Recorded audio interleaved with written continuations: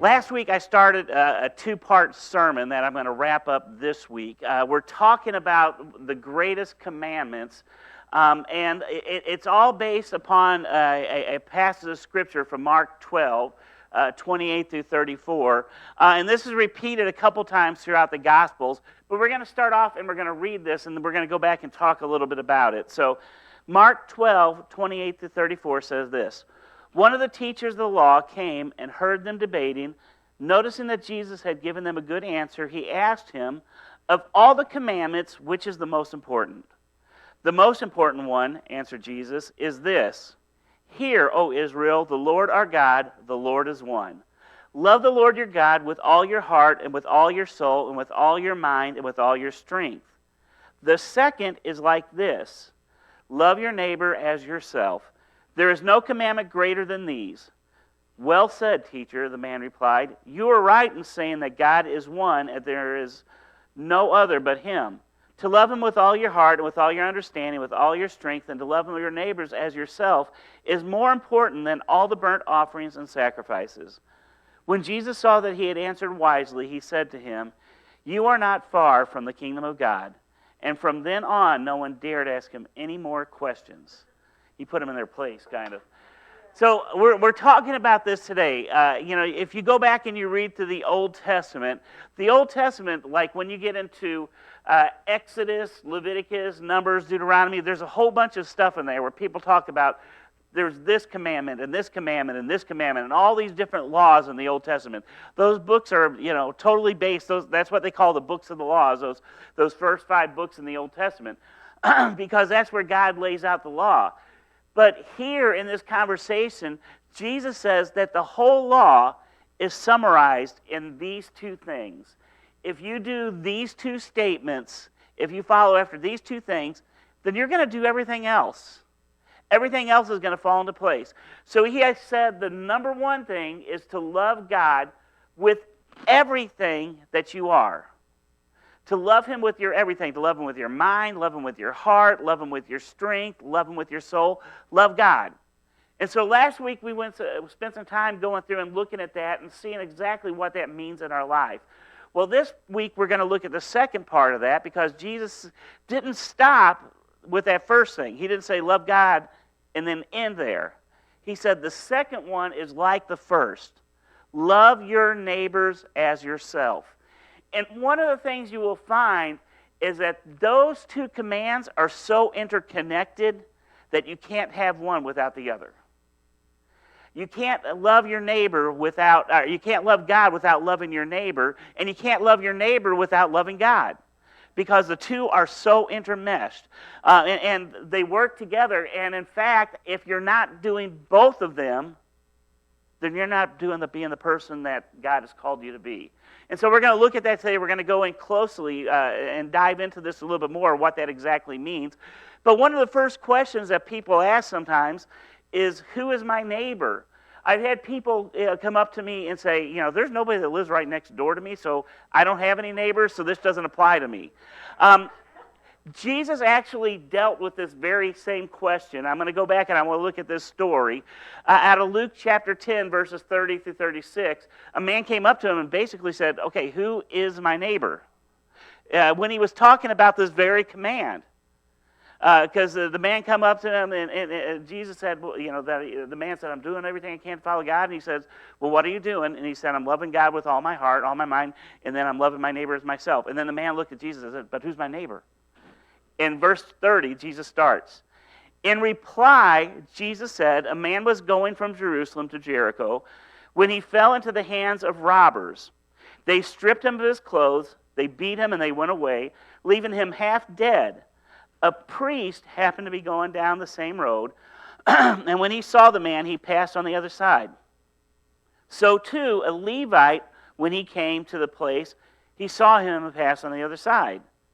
But a Samaritan, as he traveled, came where the man was, and when he saw him, he took pity on him. He went to him and bandaged his wounds, pouring on oil and wine. Then he put the man on his own donkey, took him to an inn, and took care of him. The next day he took out 2 silver coins and gave it to the innkeeper. Look after him, he said, and when I return, I will reimburse you for any extra expenses that you may have. And then Jesus looks at the man and says, which one of these do you think was the neighbor to the man who fell in the hands of robbers? So I want to talk about what this means today, because this guy showed us what being a neighbor is. Now, there's one little point that people miss a lot of times when they read this story or when they hear this. You know, people hear, even if you're not in church, you've probably heard something about being a good Samaritan. It's something that people talk about everywhere. But there's one thing that people miss in this, and that is who this man is. You see, a Samaritan, by a Jewish standards, in fact, the Bible actually uses those words to describe these guys, were dogs. Jesus actually looked at a Samaritan and said, you know, when she came to him looking for help, the Samaritan woman, and Jesus says, do I let the scraps of the food go to the dogs? I mean, that's pretty strong opinion. See, what the Samaritans were, is the Samaritans were essentially half-breeds.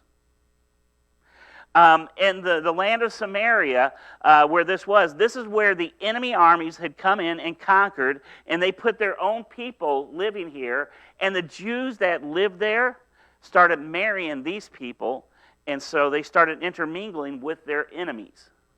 The equivalent to this would be, if you look in World War II, you know, we study about how Germany invades France. The equivalent today would be the French people that start marrying the German soldiers that are there and start having their children. You find out that after the war was over, many of those people they just killed in the streets and called them collaborators. These Samaritans were essentially collaborators. And so the Jewish people looked down on them with scorn. In fact, if you lived in the north part of Israel and you were going down to the south part of Israel where Jerusalem is, where the temple is, you would go out of your way and add 3 whole days to your journey to avoid going through Samaria. So I want you to understand something. When this Samaritan looks at this man, who, by the way, was a Jewish person, a lot of times people would look at him and say, ha, you got what you deserved. But instead, the Samaritan, who is the dog, looks at the person who would call him a dog and helps him. See, that's the part that people miss from the story a lot.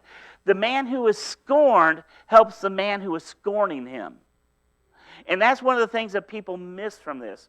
And so today, as we look at this is what we have to understand. Who is your neighbor? Your neighbor is anybody that is near you. Anybody that you encounter any day in your life, anybody that you bypass, anybody that you walk beside, anybody that you bump shoulders with on the street, whatever it may be, they are your neighbors. So it's anyone that you have an encounter with. And so as we look at this, there's a couple things that I've got to talk about right off the bat that people struggle with when we start talking about this. And when Jesus' command was love your neighbor as yourself. Well, some people say, well, I don't even love myself. How can I love my neighbors if I don't even love myself? Well, the first thing is that's a big problem if you're a believer. Because the reason why that's a problem is because if you don't love yourself, then you're hating something that God adores. The Bible in the book of Psalms, chapter 139, one of my favorite chapters in the Bible, says that I am fearfully and wonderfully made. I am the craftsman, the workmanship of God. And that's one of the first things that we have to understand is that God shaped me with his hands. And you think, well, man, he messed up on me. And that's what we say sometimes, is he messed up. We literally say that to ourselves. You see, what God is looking at is who he made you to be. And it may not be who you are right now, because before we become to Jesus Christ, we are incomplete. We are broken, messed up people. And we are on a journey. But God made us into something special, and he wants to shape us into what he made us into be. And so the first thing is that we are fearfully and wonderfully made. But the other thing that we have to realize on that account is that God, the creator of the universe, sent his son, his only son, who is greater than everything in the universe, to die for you. So what I want you to understand is God paid a price for you that goes beyond the value of the entire universe itself.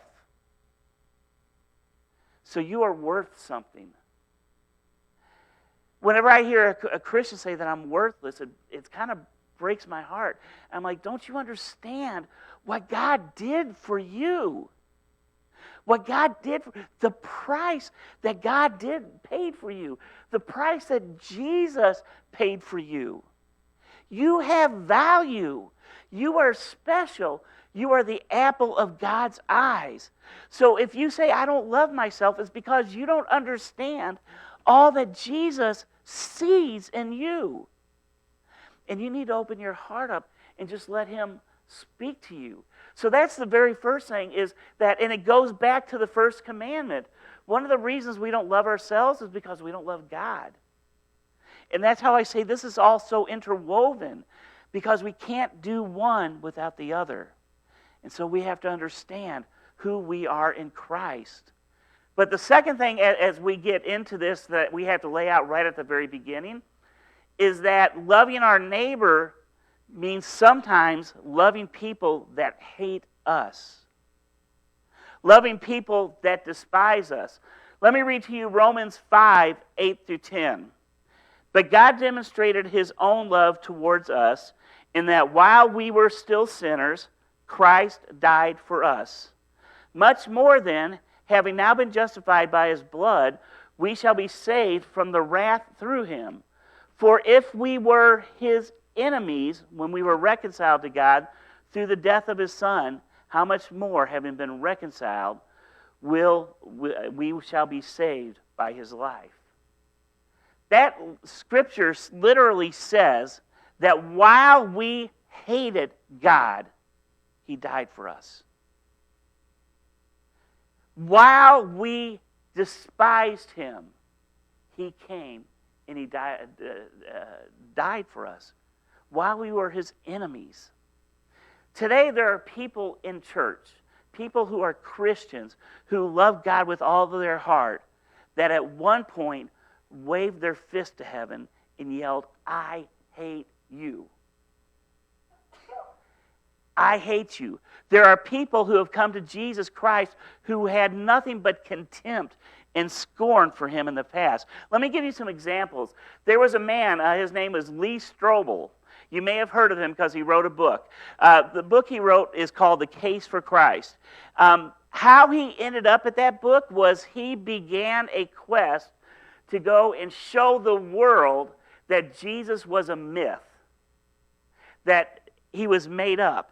And he had to prove it to everyone that Jesus didn't even exist. And if he did exist, he was just a man. So he went through and he started following all the evidence to put this together in a book. And every time he got somewhere, he bumped into more evidence that Jesus was real. More evidence that Jesus existed. More evidence that the Bible is truthful. And he kept bumping into that over and over and over again, and came to the inescapable conclusion that Jesus Christ did exist, and he does love me. And he gave his heart to Jesus Christ and ended up writing the book, The Case for Christ, to describe this journey. So this man that decided he was going to prove that God does not exist ended up writing a book to prove that he does exist. Another woman, you may not know this name, but you'll know who she is when I tell you. Her name was Norma McCorvey. And she was one of the world's biggest advocates for abortion. In fact, you may have heard of the Supreme Court case, Roe v. Wade. Because that was the case that legalized abortion in the United States. She's Roe. This woman is Roe. And so for years, she spent her life championing the cause of murdering babies, because that's what abortion is. She championed that cause. And then in 1995, she met a man who started really sharing with her the grace of God. And she gave her heart to God. And in the last several years of her life, she turned her life around, and instead of championing the cause of abortion, she became a leading pro-life advocate and started going after this and telling people that this is God's creation. It's not an accident. It's not a lump of flesh. It's God's creation. Another name that probably you've heard of is a man named Alice Cooper. Some of you may not know this, but Alice Cooper was born to a family. His dad was a pastor. And in life, he decided that he didn't want anything to do with church. And he became a rock and roll legend. And he was a legend not just for his songs, but for his partying. He was addicted to drugs. He said he was addicted to sex. He did everything he can to run away from God. And then in the late 80s, he came to the conclusion that he was empty. And that everything that he had rejected was true. And he gave his heart back to God. And in the last several years, he goes on and he gives us testimonies constantly. I've heard him talk many times about how God just absolutely loves us. You see, there's so many examples. I could keep going. There's so many examples of people who despised God and had an encounter with him and now are serving him. What does it mean for us? That means that if God loved them enough to bring them into a relationship, then who are we to hate our neighbors? If God literally died for these people who waved their fists and said, "You do not even exist," and he wooed them to the point where they came to know him, who are we? This is a difficult and challenging thing, but we are called to love our enemies. In Matthew 5, verses 43 through 46, I'm just going to read two of these today. The first one says, "You have heard that it said, 'You shall love your neighbor and hate your enemy.' And Jesus goes on and says, 'But I'm going to tell you something different.' He says, 'You should love your neighbor and love your enemy.'" Love your enemy. And then in verse 46, he says, "For if you love those who love you, what reward have you got? Do not even the tax collectors do the same?" So Jesus was saying that my commandment, the truth behind this, is you're not supposed to just love those who are kind to you, but you're supposed to love those who hate you. And he said, anybody can love somebody who likes you. Even the wicked people do that. But we're called to be more. We're called to love people who despise us, people who have backstabbed us, people who talk negatively about us, people who are abusive. And this is where this gets challenging, because we don't want to do that. It's really, really easy to hold a grudge, isn't it? And I can remember listening to this one family at our church. Something happened with a family member in her church and was brutally attacked. And then the man was eventually caught and taken to prison and went to court. And they went down for the trial. And when the man was convicted, they stood up in the court proclaiming that they loved Jesus Christ and started cheering with joy because he got convicted. Now that's what the fleshly person does, because that person got what they deserve, right? But Jesus says, love them, because I died for that person. It's so much easier to cheer when something bad happens to somebody who deserves it. But God says, go pick him up. And that's what the Samaritan did. You see, that guy would have looked at, if that guy passed by the Samaritan, he would have walked on the other side of the street and said, I don't want anything to do with him. And so the Samaritan saw him beaten and laying on the street ready to die. And if it was us, and we were to say what's really in our hearts sometimes, we would say, he got what he deserved. I mean, you're like, Pastor Steve, you can't say that. But it's what so many believers believe. And if I was honest with you, there's some times when I've seen people get into trouble, and I'm like, yes. and then God convicts me, I say, no. Anybody ever go be there? I'm hoping I'm not the only one that struggles with that at times. But the reality is we're supposed to love them, and that Samaritan did exactly that. So he went and he picked this man up, he took him, and he helped him. His enemy, he helped him. So he showed what love is. So I want to give you some practical ways today that we can do this. How do we love people around us? How do we love our neighbor? Well, one of those is love means that we're going to help people. Friends help friends. And this last week, we got to see so many examples of it. When we were setting up for the yard sale, we had people coming out here, and they were spending time together, putting things together, and setting it all up, and loading up their vehicles to take things somewhere. You want to see what a real friend is? When somebody has a refrigerator that weighs a ton, and we get some guys that take it over to that person's house and up the stairs, that's what friends do for friends. Galatians 6:2 says this, carry each other's burden, and in this way you will fulfill the law of Christ. Sometimes carrying each other's burden means physically carrying their burden. We had a group of guys that last Saturday, we took some furniture to somebody's house in Gainesville, and we got there, and it was on the second floor.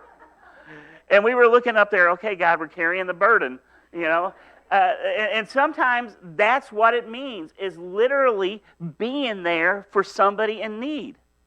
Being there and helping those people around you. That's what being a friend is just being there and helping out when somebody needs help.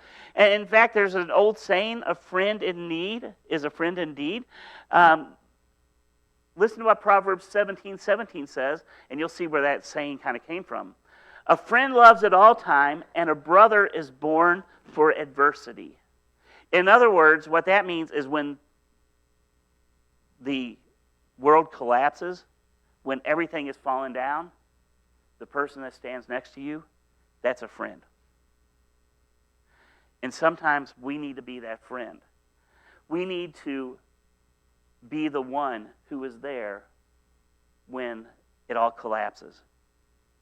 And we need to support them. We need to help them. And sometimes it means that we don't necessarily have the answer, but we're just there. We may not be able to change the situation, but we can walk with you through the situation. And sometimes that's what people need more than anything else. In fact, a lot of times we go in and we want to give all this advice, we want to do all that things, and they're like, I don't need the advice, I just need you. I just need somebody to go with me through this. And this is one of the hard things, because sometimes we get in those relationships where we have people that it just seems like they're going through troubles and troubles and troubles and troubles. And sometimes it feels like all we do is give, give, give. But then we start thinking, how often have I gone to Jesus and all he's done is give, give, give? I mean, what can I give to Jesus? I mean, I can worship him, I can praise him, I can try and live a life for him, but I can't repay him for anything that he's ever given to me. So the relationship that I have with him, it's pretty much one-sided, because I don't have much of anything that I can give to him. And so he gives, and he gives, and he gives. And so a friend doesn't keep track of how many times I've helped you versus how many times you've helped me. We don't keep count. We don't keep score, because if we do, then we're not really being a friend. So a friend helps. In Philippians 2:3-4, it says this, do nothing out of selfish ambition or vain conceit, but in humility consider others better than yourself. Each of you should look not only to your own interests, but to all the interests of others. Man, that's a powerful statement. In humility, consider them better than you. So what that says is, you know what? Their needs are more important than mine. Let me help. Let me help. In Matthew 26-28, Jesus has some of his disciples that come up and says, who's going to be the best in heaven? Who's going to be the greatest? And Jesus says this, not so with you. Instead, whoever wants to become the great amongst you must be your servant. And whoever wants to be first must be your slave. Just as the Son of Man did not come to be served, but to serve, and to give his life as a ransom for many. Jesus said, I didn't come for you to give me anything. I came to give you things. And so Jesus showed us the example. A friend helps even when nothing's coming back. That's what friendship is. Another one is this. The next one is friends don't let friends. There was a commercial ad that was on in the 90s, and it went like this. It was a campaign. It said, friends don't let friends drive drunk. I don't know if you remember seeing those ones, but what that means is that friends don't let friends do stupid stuff. And sometimes one of the hardest things that we can do is when we see somebody that we care about doing something that you know is, well, frankly, idiotic. It's leading to destruction. One of the hardest things to do is to tell them. There is a story that I love. We read about it in the 12th chapter of 1 Kings, and then again in the 2 Chronicles chapter 10. I didn't write this one out here, but it's on your paper. You can read this. There was Solomon had a son. His name was Rehoboam. He became king of Israel. And when he became king, the people came to him and said, look, your dad had raised the taxes so high, and now it's hard. If you lower the taxes, we will be so grateful. And Rehoboam went to his dad's advisors and said, okay, what should I do about this? And his dad's advisor said, look, if you do what they say, if you lower the taxes, even just a little bit, these people are going to love you forever. And you will be king forever. But then he went to this other group of friends, and he went to them and says, what do you guys think I should say? And these other friends said, forget what they say. You go and you double the taxes on them. You make them feel the pain of daring to come and talk to the king about this. So, which group did he listen to? Unfortunately, how often do we prefer to have those yes people around us?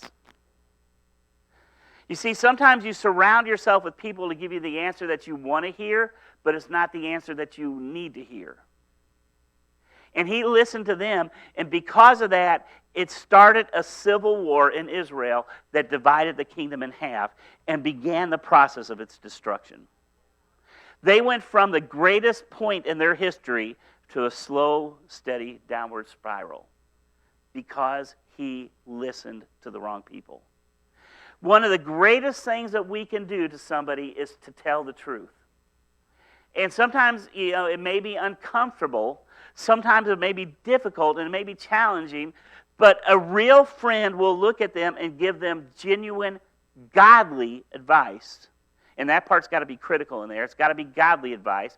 Because when we see that somebody is heading down a path to destruction, if we don't rescue them, then we're helping them.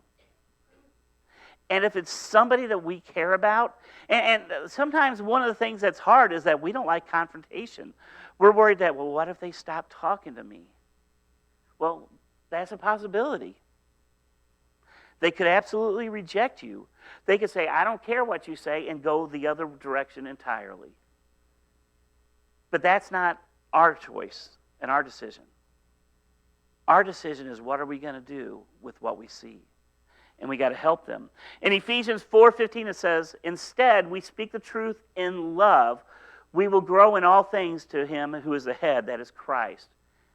We are supposed to do this in a loving manner.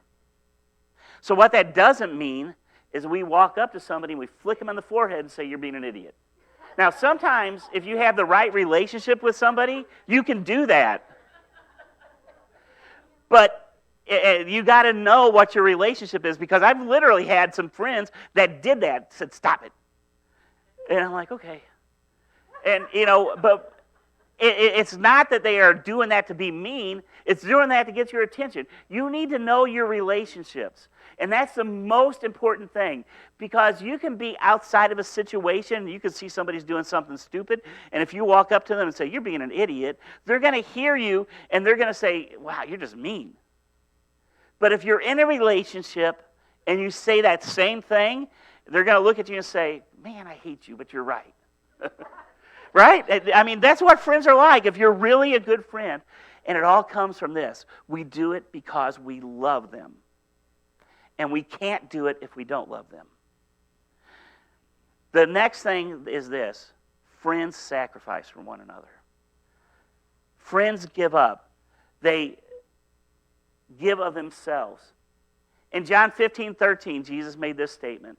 Greater love has this, and no one than this, that he laid down his life for his friends. You know what he didn't say? He didn't say, greater love has no one than this, than he dies for his friend. Because sometimes it's easier to die for somebody than it is to live for somebody. Because dying only takes a moment.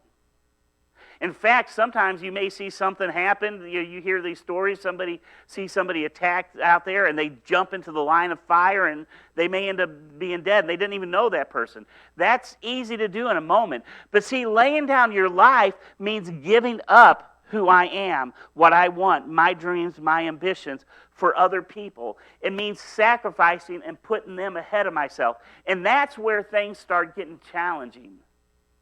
Because that's not one and done. That's every single day, saying that I am going to give of myself. I am going to surrender my rights, my desires, my wants, and I'm going to give those to other people. Today, the Assemblies of God, we have one of our branches of missionaries is people who plant churches into unreached people groups around the world. So they go into places where there's no churches, and they start churches there. And the motto for that group, and in fact, this is you can look their website up because this is the name of their website. It's Live Dead. In other words, what that means is that they are laying down their life to go into these places that don't have churches, and they are surrendering everything that they have to take the gospel to these people, because sometimes they go into places that are hostile towards the gospel, and sometimes it can literally mean their life. In 2024, there were 3 Assembly of God missionaries that were killed in Haiti. Every year, there are indigenous pastors that sometimes, many of them, we have started them in their churches, that are murdered. Particularly Africa, in the last decade, has had some of the worst Christian murders anywhere in the world.